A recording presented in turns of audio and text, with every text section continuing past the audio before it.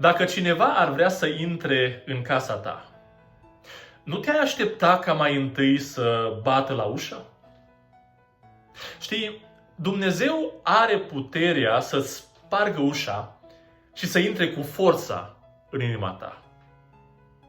Dar așa funcționează iubirea? Bineînțeles că nu. Iubirea autentică respectă libertatea ta de a alege, în timp ce dragostea cu forța se numește viol. Dorința lui Dumnezeu este iubire reciprocă și nu control unilateral. Așa că El așteaptă o invitație de bunăvoie. Ascultă, spune El, eu stau aici la ușa ta și bat. Dacă mi-auzi vocea și îmi deschizi ușa, intru la tine și luăm masa împreună, ca niște prieteni.